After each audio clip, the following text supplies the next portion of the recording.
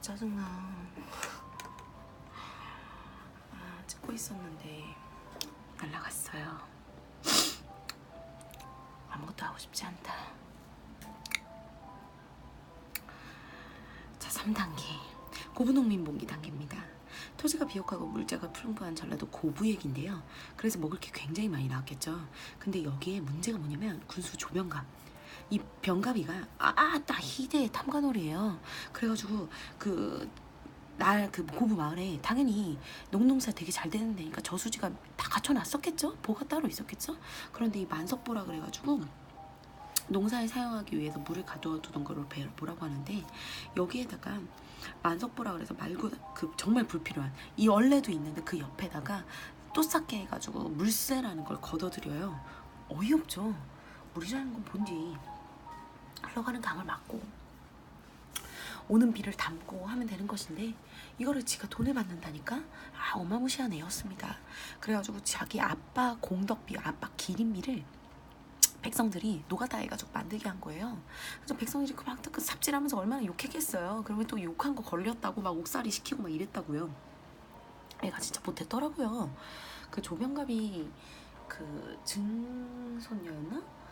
그 조기숙 국회의원이라고 계시거든요. 네, 아주 훌륭한 분이시고 우리 아버지랑 그 옛날 대학생 때 썸 탔다는 얘기가 아버지를 하시더라고요. 근데 조기숙 국회의원은 그 얘기를 모르는데 왜 제가 이 얘기를 하고 있죠? 아무튼 그 조기숙 국회의원이 그래서 처음에는 우리 할아버지가 잘못한 게 아니다라고 했다가 나중에는 사과했어요.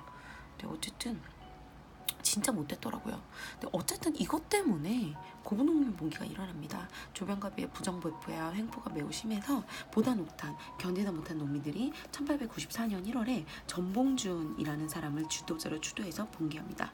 자, 전봉준, 우리가 보통 그림을 보면 알 수 있는 사람인데요. 여기 재판을 받으러 가는 전봉준 보이세요? 동학농민운동을 주도했었던 사람인데 여기 전봉준 머리 보이시죠? 이렇게 요 분이에요.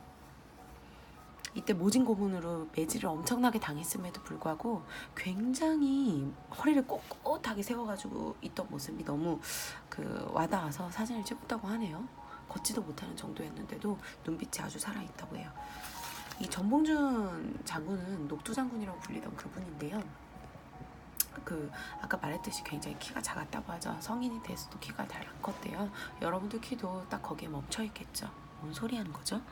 어쨌든 전봉준입니다. 저는 키가 컸어요, 여러분. 아닌가? 근데 요즘 좀 키가 작아진 것 같아요. 살쪘더니. 살찌면 키가 작아지나요? 왜죠? 죄송해요. 자, 전봉준 얘기할게요. 전봉준과 고부 농민들은 고부관으로 습격해서 억울하게 옥살이를 하는 사람들을 풀어주고요. 횡포를 일삼던 아전들을 처벌합니다. 관의 곡식을 풀어 농민들에게 나눠주고 수탈의 상징이던 만석보도 허물죠.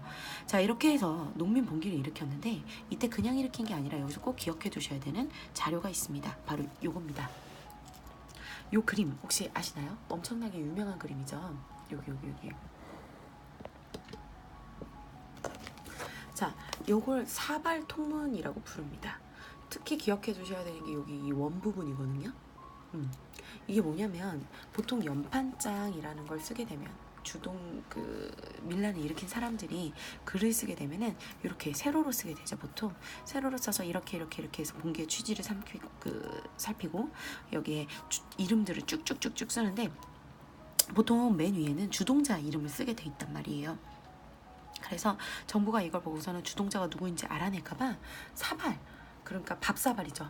국그릇, 국그릇을 뒤집어 놓은 거예요. 국그릇을 이렇게 뒤집어 놓으면 이렇게 동그랗게 될 거 아니에요, 이곳이. 그래서 여기에 대고 이렇게 쭉 동그라미 그리고 여기 하나씩 이름을 쓴 거예요. 송수연, 이지연, 이혜연 막 이러면서. 그래가지고 이렇게 써서 주동자가 누군지를 못 알아보게 하려고 했던 거죠. 여기 보시면 전봉준이라는 이름도 딱 보여요. 자, 여기 생각을 키우는 자료 한번 읽어보시면 돼요. 자, 그럼 다시 우리 고부농민봉기 돌아가자. 자, 이렇게 해서 농민봉기를 일으키게 됩니다. 이에 놀란 정부는 조병갑이를 파면해요, 바로. 그리고 박원명이라는 사람을 고부군수로 내려보내서 그들의 요구를 들어주겠다라고 해놓고서는 안핵사로 파견되었던 이용태가 뻘짓을 한 거죠. 안핵사가 뭐냐면 여기 날개주에 나와 있습니다. 조선 후기 지방에서 주요 사건이 발생했을 때 이를 처리하기 위해서 중앙에서 파견한 조사관의 말을 합니다. 그러니까 얘는 임시로 와서 조사만 하는 애예요. 그 조사를 하려고 왔었던 이용태가 봉기에 참여한 농민들을 동학교도라는 죄목으로 잡아들이고 그 가족까지 체포를 하게 되면서 농민들의 분노가 무지하게 거세진 거죠. 그러니까 왜 잘 정리될 수도 있는 걸 갖다가 이렇게 해가지고 긁어부스럼 만들어서 우리 역사상 아주 중요한 사건을 만들어낸 이용태 선생님이십니다. 자, 그럼 정리 좀 하고요. 3단계 고분농민 봉기 단계입니다. 조병갑이 때문에 조병갑의 이 탐악한 조병갑의 탐관오리지 때문에 1891년 전봉준을 주도로 해서 고분농민 봉기가 일어났죠. 이때 꼭 기억해 두셔야 되는 게 이 사발통문이라는 거. 자, 그래서 조병갑이 파면되고 안익사로 파견되었던 이용태가 뻘짓을 했기 때문에 결국에 농민들은 1차 봉기를 일으키게 되었던 겁니다. 자, 네 번째 단계입니다. 1차 봉기 단계인데요. 자, 드디어 완전 그 동학농민혁명이라고 말할 때 보통 저의 1차 봉기라고 말하면 이 부분을 말하는 건데요. 자, 중요한 건 얘네들 키워드입니다. 뭐라고 써있어요? 반봉건이라고 하죠. 자, 여러분 지금부터 꼭 기억해 두셔야 하는 개념인데요. 봉건과 반봉건과 반외세의 개념이 있습니다. 봉건이라고 말하는 것들은 쉽게 생각하세요. 지금까지 우리나라가 갖추고 있었던 전통인데 그 중에서도 굉장히 악습인 것들 있죠. 신분제도라든지 여성차별이라든지 이런 것들을 봉건이라고 그냥 부르셔도 무방합니다. 왜냐면 그래서 그거에 대해서 반대한다는 의미로 우리가 한국사에서는 반봉건에서만 우리가 이 봉건을 볼 거예요. 그래서 반봉건 얘기할 때는요, 그냥 이거 나쁜 거라고 생각하시면 되고요. 요건 특히 정치적이라든지 우리 전통에서의 악습들, 뭐 신분제도라든지 차별이라든지 이런 것들 생각하시면 돼요. 성리학적 질서 중에서 나쁜 거라고 생각하시면 돼요. 자, 그럼 여기에 말하는 외세는 뭘까요? 네, 일본이나 또 뭐 러시아라든지 청나라라든지 이런 외부의 세력들에 반대한다는 의미입니다. 이건 둘 다 반대할 반자고요. 그래서 보통 이 반봉건과 반외세의 성격으로 근대 시대의 사건들을 좀 구분지을 수가 있는데요. 대표적으로 갑신정변 같은 경우는 정말 명확하게도 반봉건적 성격을 갖고 있습니다. 그러나 반외세라고 볼 수 있나요? 어렵죠. 일본의 영향을 받았잖아요. 이해가시죠? 이런 식으로 기억해 두시면 좋습니다. 그래서 동학 같은 경우는 사실상 반봉건과 반외세적 성격을 모두 갖고 있는 그런 사건이라고 볼 수 있어요. 특히 1차 봉기 같은 경우는 반봉건적인 성격이 굉장히 강한 운동입니다. 고분농민 봉기 가담자에 대한 안익사의 처벌 때문에 전봉준은 손아중 등과 함께 전라도 각지에서 농민군을 모아서 1894년 3월 무장에서 봉기를 합니다. 이들은 고부를 점령하고요, 백산으로 이동을 하는데요. 여기에서 제폭구민, 보국안민의 내용을 담은 경문을 발표하게 됩니다. 자, 1차 봉기는 순서대로 꼭 기억해 두셔야 되는데요. 첫 번째 3월에서 무장에서 봉기를 하고요, 고부를 점령하고 난 다음에 백산에서 경문을 발표합니다. 백산 경문 발표라고 보통 얘기를 하는데, 이 경문에는 이들의 기치인 제폭구민과 보국안민이라는 이야기를 꼭 담고 있어요. 제폭구민은 폭정을 없애고 폭력적인 정치를 없애고 백성들을 구한다라는 의미입니다. 그리고 보국안민은요, 나라를 보호하고 백성을 편안하게 한다라는 의미죠. 이것이야말로 항상 동학이 갖고 있는 뜻이고 의미이며 가치입니다. 그렇죠? 자, 그래서 제폭구민과 보국안민은 좀 기억해 두세요. 백산 경문에서 이런 내용이 써 있었다는 것도 알아두시고요. 자, 그러면 그 다음으로 가자. 농민군은 태인에서 점령하고요, 황토현이라는 곳에서 전라도 감영군을 격파합니다. 그리고 전라도 서남쪽으로 방향을 돌려서요, 정읍, 풍덕, 고창, 무장, 한평 등을 차례로 점령하죠. 특히 장성에서 광군을 격파하고요, 4월 말에는 심지어 어디를 점령해? 전주성까지 점령합니다. 자, 꼭 기억해 두세요. 자, 1차 봉기 무장에서 봉기합니다.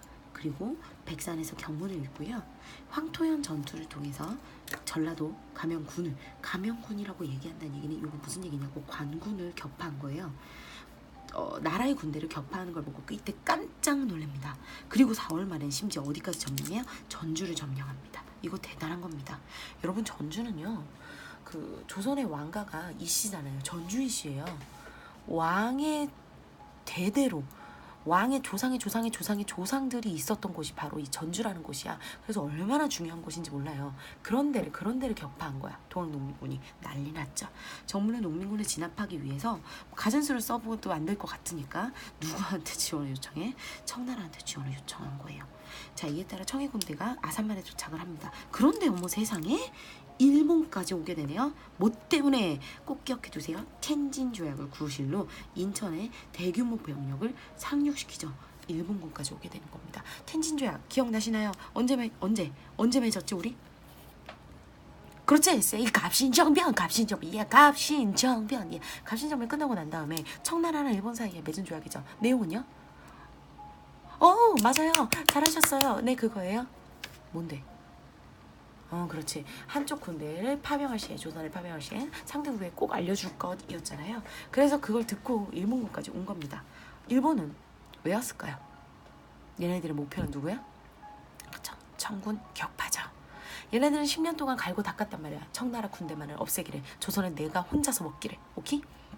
그래서 청일전쟁을 일으키기 위해서 상륙한 겁니다. 자, 농민군은 청군과 일본군의 개입으로 생긴 혼란을 막기 위해서요. 외국 군대 철수와 패전개혁을 조건으로 광군과 전주 화약을 맺습니다.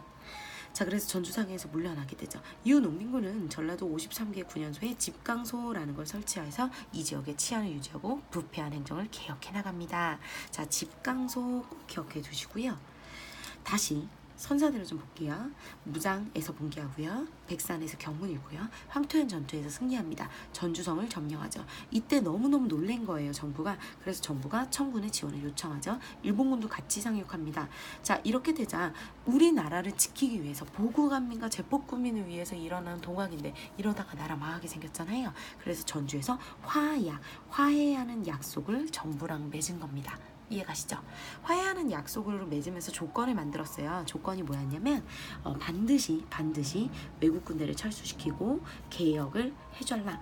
패저, 쓰레기 같은 정치를 개혁해달라라는 걸 조건으로 화약을 맺은 겁니다. 그래서 개혁을 하기 위해서는 개혁을 추진하는 기구가 필요하잖아요. 그래서 집강소라고 해서 이거는 동학 군들이 내부에서 개혁을 하는, 개혁을 추진하는 기구예요. 그러니까 동학의 개혁 추진 기구고요. 아래쪽에 보시면 교정청이라는 게 있습니다. 교정청은 정부가 설치한 개혁 추진 기구입니다. 이해가시죠? 전주화약의 결과입니다. 얘네들은요, 개혁기구, 개혁을 실시해야 되니까, 자, 동학의 개혁 기구로는 집강소라는 걸 설치하고요. 정부의 개혁기구로 교정청이라는 걸 설치합니다. 이해가시죠? 전주화약 맺고 난 다음에 만듭니다. 됐지? 자, 1차 봉기 순서대로 잘 기억해두세요. 1차 봉기는 세밀하게 기억해두세요. 알았지? 순서대로 잘 기억해두세요. 무조건 일어난 순서가 나옵니다. 왜? 제가 문제 내기 때문이죠. You know what I'm saying? 자, 그 다음 청일전쟁과 삼국간첩 들어갑니다. 자, 농민군과 화약을 맺은 조선 정부는 교정청을 설치해서 개혁을 추진하게 됩니다. 청일 양국에 철병을 요구했죠. 약속한 대로니까요. 그런데 어머 세상에, 일본이 돌아가지 않아요. 돌아가지 않습니다. 병력 철수를 거부하면서요. 청과의 교섭이 이루어지지 않자 얘가 뭘 점령해? 어머, 이 못된 것들, 경복궁을 점령합니다. 그리고 친일적인 개화파 정권을 세운 후 아산만에 있던 청군을 기습 공격하죠. 이걸 무엇이라고 해요? 청일전쟁이라고 합니다. 일본은 사실 벼르고 벼렀던 거예요. 다 구실이고 핑계죠. 청나라 군대를 치고 싶어 안 달랐던 겁니다. 자, 전쟁이 시작되자 일본군이 일방적인 우세를 보여요. 이때 다들 엄청 놀랍니다. 아무 누구도 일본이 일방적으로 이렇게 이길 거라고 생각 못했거든요. 일본군은 성환 전투에 이어서 평양전투, 서해해전에서도 아주 큰 승리를 거두게 되고요. 청해 본토까지 진격해서 리순과 평우 지역까지 점령하는 듯 승세를 탔어요. 즉 청나라에부터, 자 여기 넘어가서 청나라로부터 일본이 승기를 잡았다는 겁니다. 자 여러분, 요거는 우리가 7단계로 넘길 거예요. 자, 잘 기억해 주세요. 7단계로 넘길 거예요. 자, 이번에 6단계 2차 봉기로 갑니다. 이대로 2차 봉기로 가시죠. 청일전쟁이 일어난 이 상태에서 일본군은 경복궁을 점령한 상태고요. 이해가시죠? 일본이 경복궁을 점령해서 개혁을 실시하게 합니다. 경복궁을 점령시키고요. 개화파 정권을 세웠잖아요. 여기에서 개혁을 실시하게 합니다. 이게 무슨 개혁이냐면 갑오개혁이야. 이해가세요? 자, 개혁을 실시하게 하고 청일전쟁을 일으킨 거죠. 됐지? 자, 그러면 요 밑에 장태는 한번 읽어보시면 되고요. 2차 봉기로 갈게요. 자, 2차 봉기입니다. 2차 봉기는 청과 전쟁을 일으켜 평양전투에서 승리를 거둔 일본군하고 써있죠. 자, 이제 완전히 승기를 잡은 겁니다. 이해가세요? 청나라로부터 승기를 잡은 일본군은요, 조선정복군과 연합해서 농민군을 진압하려고 합니다. 이 소식에 농민군은 일본군 타도라는 반侵략 기치를 내걸고 다시 봉기하죠. 자, 기억해두세요. 이 2차 봉기에서의 목표는 1차 봉기에서 패정개혁이었던 거에 반해서 2차 봉기는 누가 뭐래도 반일, 항일입니다. 일본군이 이 농민군을 진압하려는 일본군을 타도하겠다는 얘기예요. 이해가세요? 자, 그래서 2차 봉기는 반외세적 성격이 강해요. 다시 전국 각지에서 봉기한 농민군은 수십만 명이 이릅니다. 그중 손병희가 이끄는 북접군과 전복준이 이끄는 남접군이 서울진경을 위해서 논산에서 합류하죠. 자 여러분, 어려운 말 아니에요? 접이죠, 접. 아까 우리 접 봤잖아요. 퍼퍼퍼퍼 잡잡잡잡 퍼퍼퍼퍼 잡잡잡잡, 그 밑에 접접접접이 있다 그랬죠? 그 접입니다. 그러니까 손병희는요, 북쪽에 있는 포 대접주예요. 이해가세요? 전봉주는요, 남쪽, 전라 남쪽에 있는 포 대접주예요. 됐지? 끝났지? 자, 그래서 얘네들이 어디에서 합류를 하냐면요, 여기 북쪽에서 내려온 애들과 남쪽에서 내려온 애들이 만날 수 있는 요 논산에서 만납니다. 논산에 백이보충대라고 있어요. 남자친구들 그쪽으로 군대 가는 친구들 많을 겁니다. 얼마 안 남았죠? 우리나라를 잘 지켜주세요. 고마워요. 자, 그러면 논산에서 합류합니다. 같은 시기에 경상도, 강원도, 경기도, 평안도, 항해도 등지에서도 농민군이 봉기를 해서 지방관할을 습격하거나 일본군에 저항을 했죠. 자, 기억해주세요. 2차 봉기를 일으킵니다. 손병희와 전봉준의 북접, 남접이 논산에서 집결하죠. 자, 공주를 둘러싸고 관군과 일본군을 상대로 격전을 치렀는데요. 특히 공주, 우금치에서 전투를 하게 되는데요. 졌습니다. 너무나도 처참하게 져요. 관련된 영상을 뒤에 말미에 좀 첨부할게요. 되게 가슴 아파요. 그래서 처참하게 집니다. 사상자를 낸 채 후퇴를 했고요. 후퇴하는 농민군은 끈질기게 항전했지만 패했죠. 대패했고요. 아니, 일본군에게 일방적으로 학살당했습니다. 안타까운 건 여기에 민보군이라는 애들도 농민군을 공격하는데요. 이 민보군이 어떤 애들이 말하는 거냐면 양반 지주들이 만든 겁니다. 좀 가슴 아픈 게 여기에서 성리학적 질서의 한계가 너무나도 드러나는 것 같아요. 나라를 위해서 싸웠던 농민군들을 우리나라의 사람들이 진압을 한 거예요. 짜증나죠? 요 민부분에 관련돼서는 좀 알아보셨으면 좋겠습니다.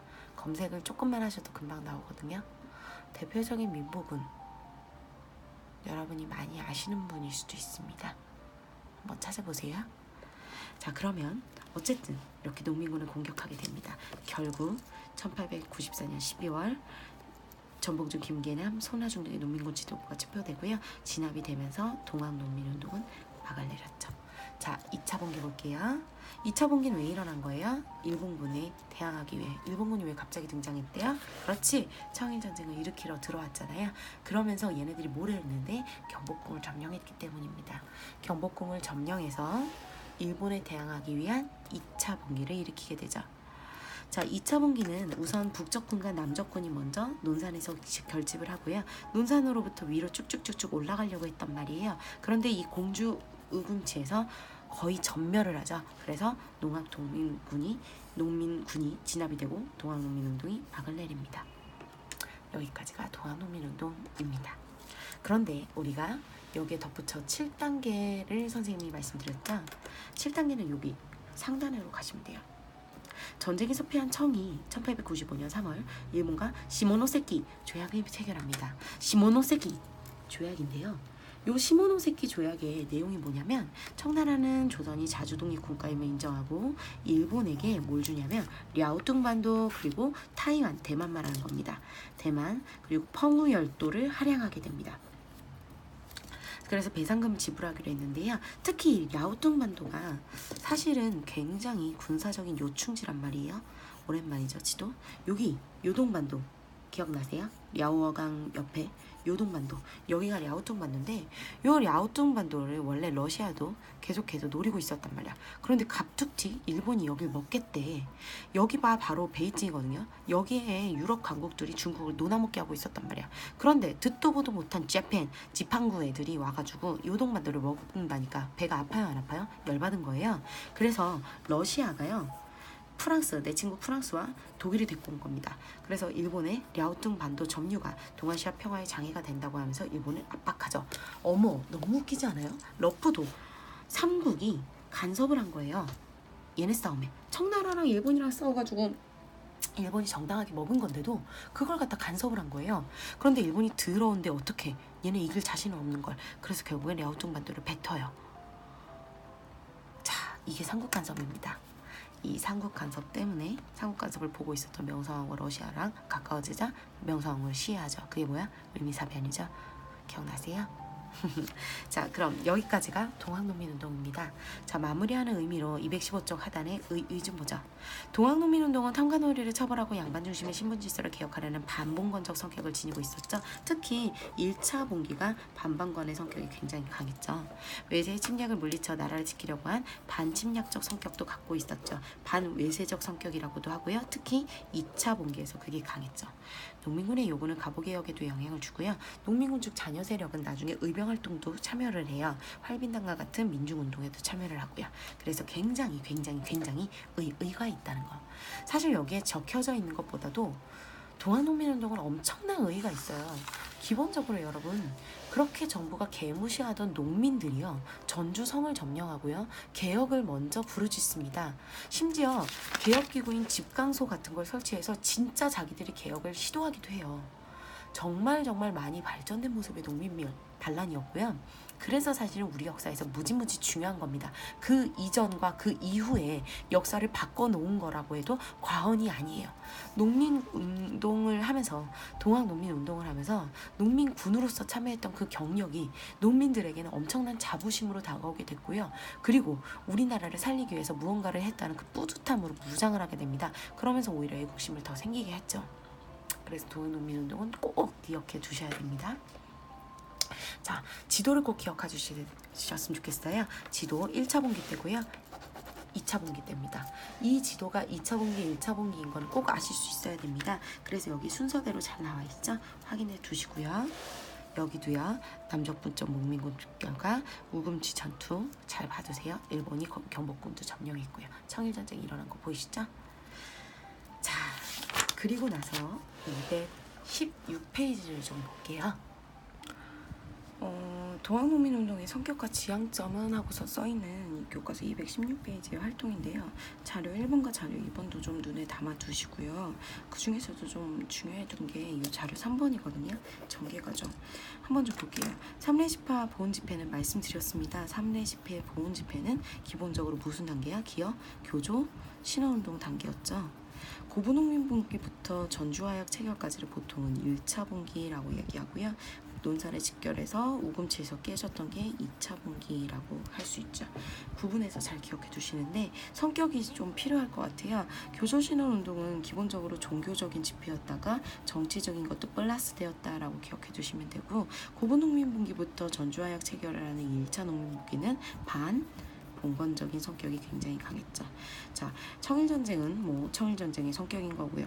남쪽부 쪽의 논산에 집결해서 우금치에서 깨졌던 2차 분기 같은 경우는 외세적인 성격이 굉장히 강했던 거고요. 자, 여기까지가 동학농민운동입니다. 조금 긴 감이 없잖아 있지만 내용이 굉장히 많았어요. 그래서 이거를 제일 중요한 건 선생님이 정리를 해줄 때마다 멈춰놓고 다시 정리하고 다시 정리하고 다시 정리해 보시는 겁니다. 나만의 것으로 만들기 위해서 꼭 마인드맵이나 또 공부하는 어떤 것이든 좋아요. A4용지 풀어놓고 키워드만 쓰셔도 좋으니까 순서대로 잘 정리해 두세요. 그러면 여러분, 굿밤. 안녕.